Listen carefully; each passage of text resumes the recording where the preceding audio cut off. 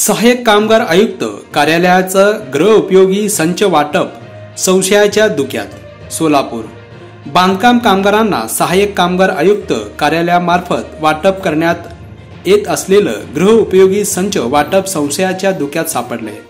Messrs Mafatlal company आणि कंपनीचे कर्मचारी टोकन पद्धतीच्या नावाखाली 1000 रुपये घेत असून या वाटपा पद्धतीची सीबीआय चौकशी करण्यात यावी अशी मागणी संघर्ष कामगार संघटनेने जिल्हाधिकारी कार्यालयाकडे एका निवेदनाद्वारे केली आहे। मेसर्स मफतलाल कंपनी आणि कंपनीचे कर्मचारी बेकायदेशीरपणे शिबिर घेणे, टोकन वाटपाच्या नावाखाली कामगारांकडून प्रति गृहोपयोगी संचासाठी कंपनीचे कर्मचारी 1000 रुपये घेतात।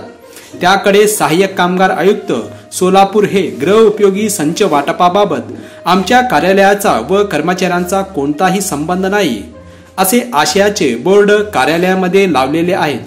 मात्र हे कार्यालय कंपनीचे बिल कार्यालयामार्फत काढतात। याचा अर्थ असा की या गोष्टीकडे सहाय्यक कामगार आयुक्त गायकवाड हे डोळे झाकून दुर्लक्ष करीत असल्याचा आरोप संघर्ष कामगार संघटनेच्या वतीने करण्यात आले।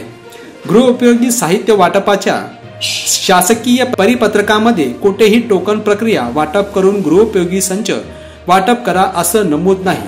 मात्र याची अंमलबजावणी आंधळ दळतं आणि कुत्र पीठ खातं अशी झाली आहे। याकरिता मेसर्स मफतलाल कंपनीची सीबीआय चौकशी झाली पाहिजे। यासाठी जिल्हा परिषद पूनम गेट समोर लाक्षणिक आंदोलन करून जिल्हाधिकारी कार्यालयामध्ये निवेदन देण्यात आले। यावेळी संघटनेचे अध्यक्ष अंगद जाधव, केदार देवकुळे, आनंद शेळके, नाजूक लोखंडे, गौरी चव्हाण, सतीश आसादे, राणी शिंदे, मनीषा क्षीरसागर इत्यादी हजर होते।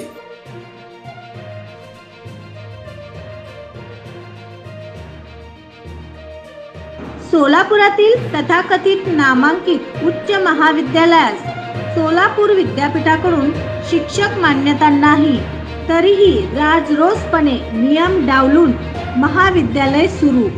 पहा सविस्तर वृत्तांत लवकरच आपल्या न्यूज एक्सप्रेस सोलापूर या वृत्तवाहिनीवर।